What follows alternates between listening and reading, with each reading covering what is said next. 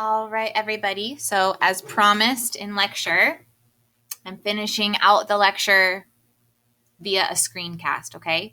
So the first thing you're going to want to do is navigate to section 1.5 in your group shared notes, and then we will begin. So section 1.5 goes over big idea number 2, which is all about energy and the molecular building blocks. So, what is the ultimate source of all energy? The sun. So, how does that drive energy flow through our living systems here on planet Earth? So, first of all, let's go back here. I want to make sure you get your definition for number 1 here. So, energy is the initial ultimate source of energy, but what is energy? Energy is our capacity to do work. So useful energy, capacity to do work. So you're going to fill that in for energy. So what is metabolism? So metabolism is all of the chemical reactions that occur in a cell. And so my energy comes from eating food. So I eat food, and through the process of digestion, I break down that food and I absorb nutrients from that food. And so from that process, my cells can then use those nutrients to continue cellular processes. So we remember the mighty mitochondria is going to use that energy input from the food I eat to produce and generate ATP. And ATP is that driving energy molecule that facilitates huge amounts of chemical reactions in the body. So what does metabolism mean? One more time, it's all of the chemical reactions that occur in the cell. So how does energy and heat flow through systems? So first, let's remember this hand jive to kind of help us remember things here. So it goes energy flows, nutrients cycle. So we think about it through the lens of how a system works. Energy will flow through the system. Organisms are eating each other, right? But as organisms die and decompose, those nutrients from that organism are returning back. So energy flows, nutrients cycle. So let me make myself small. Oops. Move myself out of the way here. So if we take a look at this diagram, we can see that as energy flows, when an organism eats another organism, some energy is lost as heat. So if we look at our sun is providing energy to those primary producers. When primary consumers eat those producers, they burn off some of that energy as heat, right? But then when they're consumed by those secondary and tertiary consumers, their nutrients contained within them and the energy within them transfers to the next level, but some of the energy is lost as the nutrients continue to cycle through the system. So the reason for this is because there is a finite amount of nutrients in the Earth system. So unless some, meteor came to the planet or some alien species came to the planet bringing new nutrients, all the nutrients that we have in the Earth system, that's what we have. So that's why nutrients cycle in this endless perpetual cycle. Living things are built, they die, they decompose, and then those nutrients are used again. So if we go back to your fill in, I want to make sure you got everything that you need. Number 3, chemical cycling versus energy flow. Chemicals move through living systems and are broken down back into inorganic molecules, right? So if I eat food, it's made of those macromolecules. That's chemical energy. Whereas energy starting from the sun flows through organisms and it eventually dissipates as heat. So as we're seeing heat loss. So next we have homeostasis. So it takes energy to maintain homeostasis, that stable state of the body. So your first fill in here, the definition of homeostasis, it says biological balance.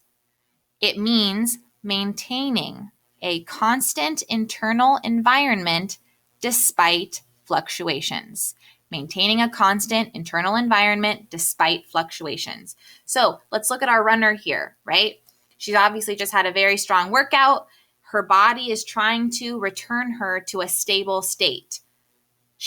How did her body do this? So her muscle cells in her body were using a lot of energy, right? And to the point where a huge amount of heat was created. And so her body needs to cool off. So her capillaries will expand, right? That's why you get that flushed look when you're running or you're working out, right? So to release some heat to cool the blood. She will sweat, producing sweat to cool off the body, to return to that homeostasis environment, that stable state. And again, this is connected to big idea 2 because it requires energy to maintain homeostasis in a living organism. Okay, so we are on to big idea 3, which is all about genetics and information transfer. Information. So please go to the section of your group shared notes called 1.6. So pause the video to navigate there, and then this is where you will start. So, information. The world is run by information, and so is the body. So, let's talk about how we store information. We store information in our DNA, in our genes, and we transfer information by building proteins, hormones, neurotransmitters to communicate information. So if we look at DNA, it's really the instructions for life. DNA are the instructions for life and stores the instructions for life. So we can think about DNA and RNA and transcription and translation. It's all going to be encompassed in this big idea of information and storage and transfer. We're going to put a pin in that. We're not going to go into the details of that right now. It's a whole chapter on that information. But in general, this is sort of our overview of the course. So we're talking about this now just to give you a little intro. So for your first fill-in for 1.6, it says information examples. So information is stored in DNA, hormones, neurotransmitters. All of those items transfer or relay information to conduct biological processes in your body. Okay? So let's move on to reproduction. So in sexual reproduction, this allows us to pass on and transfer genetic information as well. So we have a haploid cell, sperm, and another haploid cell, egg. Haploid means it has only half the chromosomes of a regular somatic body cell. Regular body cells have a complete set of 23 chromosomes, so pairs. But haploid cells only have half, so they have 23 chromosomes in the sperm cell, 23 chromosomes in the egg cell. Okay, so ultimately, when you have the union of sperm and egg, it forms a zygote, which leads to reproduction. So what is one of the big advantages of sexual reproduction? Well, this baby is going to get half of his genes from dad and half from mom, therefore creating variety, totally new genetic set of information that's never been created before. So an absolutely brand new genetic identity or genetic code. That's why DNA is unique to each individual. So that's a huge advantage of sexual reproduction. If we look at binary fission, Okay, this would be an example of asexual reproduction.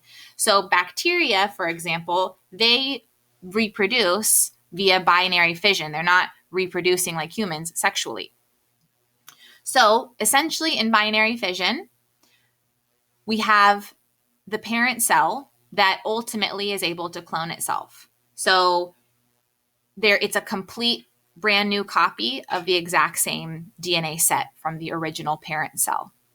So there is not the same amount of genetic variation in bacterial cells. We're going to talk about in this class that there are factors that influence and change bacteria that do create mutations. That's why we have things like antibiotic resistance. So we will go into mutations that do occur in bacteria. So I also want to talk about growth and development. So after reproduction, right, an organism is going to grow and develop. And so this taps into big idea number 2. We just talked about energy. It requires energy to grow and develop. So we see this plant here is going to be utilizing energy to continue its growth and development. And all of the instructions for that growth and development are stored in this plant's DNA. So to reiterate, the reason that this plant knows to continue to grow and develop, right, is because the information is stored in its DNA, right? So, however, this leads me to talk to you a little bit here about mutations, okay? So mutations, change in the genetic code, lead to variety. So some mutations are positive, right? They lead to evolution of species. In human beings, we're highly evolved creatures at this point. So mutations in humans often lead to things like disease. But there are also mutations that don't do that. So if we think about blue eyes, for example, that's a mutation, but it's not going to affect an organism, a human being with blue eyes. It's not going to affect their ability to reproduce and pass on their genetic information. So some mutations are detrimental to the ability to pass on genetic information because perhaps the disease kills you, the mutation that causes the disease kills you, or it's a totally benign mutation that does not have effect on the organism. So if we look at this little penguin here, right, this albino penguin, so this is a mutation, and there's a chance that this mutation will be detrimental to this little penguin because perhaps it will get skin cancer and not survive and pass on its mutated genetics. So this is sort of your little overview of genetics, okay? When we learned the basics in my course, we learned that genes are a basic unit of genetic information. I like to call it like a recipe that codes for a protein that will carry out some biological process. So where are genes stored? They are stored on chromosomes, okay? Your entire collection of chromosomes is your genome. And DNA is the nucleic acid. It is the macromolecule that houses all of this information. So we can piggyback off of genetics and talk about behavior because some behaviors are genetically coded. So I'll show you an example on the next slide here. But first, let's get our definition of behavior, which is in your notes here. And I actually think I might have skipped over another one for you here. So let me return to make sure that you got that one as well. So your first fill-in this section was information examples. DNA is an information example, hormones, neurotransmitters. Okay, so now we're moving on to filling in for behavior. What is behavior? It is a coordinated response to environmental stimuli. One more time. It's a coordinated response to environmental stimuli. So that could be your cell responding to the intracellular environment. That could be tissues responding to each other. That could be a whole population responding to a stimulus. What immediately pops to my mind is there's fires raging in East County, San Diego right now. There's populations and communities of organisms living there that are having a coordinated response to that stimulus, which is the fire. And they're having to respond by either getting out of the way, vacating the area, or dying. Okay, so an example, biologically speaking, we could talk about this behavior of a plant following where the sun is. So we have this experimental setup here, and where is the plant growing? It is growing so that its leaves are interacting with the sunlight. Okay, so that is a behavior. Where is that behavior coded in the plant? It's coded in its DNA. So big idea 4, we're moving on. So move to the section in your notes for 1.7. Okay, so pause the video, get to that spot. So now we're talking about interactions. So we were just talking about cellular communication, for example. So how do cells interact with one another? How do tissues interact with one another? How do populations interact with one another? So in this big idea, I first kind of want to talk about our levels of organization, right? How are living things organized? And so we can see in this diagram that at the atomic level is our most basic unit of organization. And then as we go up, we have extremely complex systems interacting. This is significantly more complex level than this level, okay?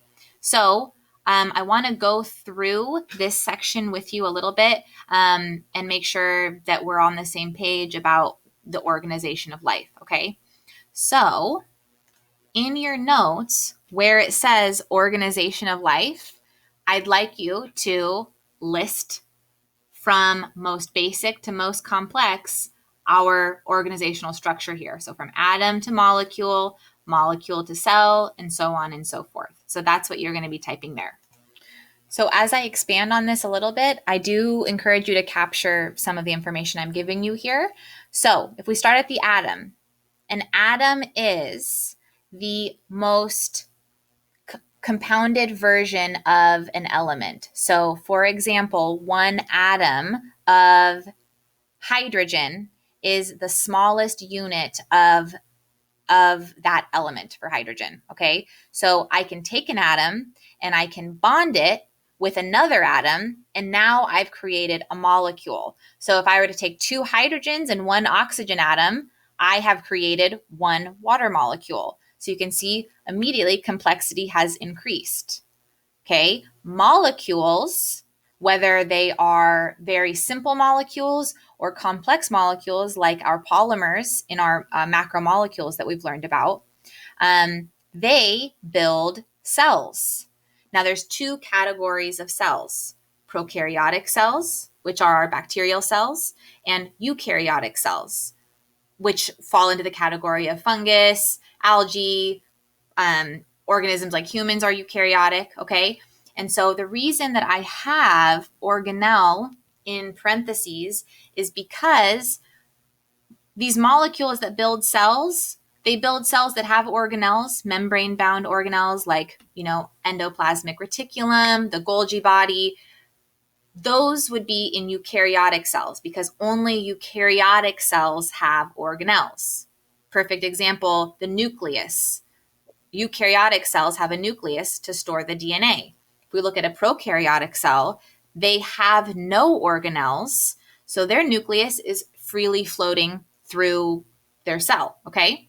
So one level up, we have tissues. Cells come together, cells of the same type come together to build tissues. Tissues build organs. So for example, if I have skin tissue, all of my skin tissue coordinating together builds up something more complex, which is my entire skin, which is the largest organ in my body, okay? Organs, they exist within an organ system. So, for example, your heart is an organ that works within an organ system called the cardiovascular system, okay? Then we go one level up, we have organisms. So organisms are made up of interacting organ systems, okay? Then we have from organism, an organism can be a member of a population. So, for example, one elephant would be an organism, but a population of elephants, meaning a group of all of the same type of organism, okay? Then one level up, we have a community. A community are multiple populations in the same space interacting with each other. So that would be, like, and we see in this image, we have a species of elephants, we have species of trees, and species of grass. All these different living populations all together. Excuse me. I'm indicating the community one. So population of elephants, population of, I can't tell what this is, population of trees. Because they are interacting together, they are interacting in a community, okay? Now, keep in mind, I haven't said ecosystem yet because ecosystem is when we add those abiotic or non-living factors. So the community are the living factors within an ecosystem. The non-living factors in the ecosystem could be temperature, salinity, the actual like environment, right? The rock structure. So all of the abiotic non-living things. And then the highest level of organization here, the biosphere, that is all living things. That is every biotic thing on our planet. Okay? So this is sort of our general overview of how living things are organized. So then we're discussing emergent properties. So I'm having this picture of an elephant emerging from the water. So what is an emergent property? So essentially, each level of organization acquires new properties. So, okay, for example, the circulatory system as a whole can do more than just the heart. So as you go up in complexity, as the level of organization increases, new properties emerge. So let me show you an example here. So we have these ants who are cooperating and competing for energy. Emergent properties, we could apply that here. So if we had one ant, they won't be able to do much, right? So that would be organism level, right? But if I have 100,000 ants, I have a population of 100,000 ants, I've increased the level of organization, I'm able to acquire or achieve something that I wouldn't have been able to achieve as just an individual ant. So this is what I mean by emergent properties, that new properties emerge every time the level of organization increases. So that is where I'm going to put, oh, no. We have one more fill-in for you that I got to make sure. So cooperation. So what is cooperation? It is the chemical reactions in a cell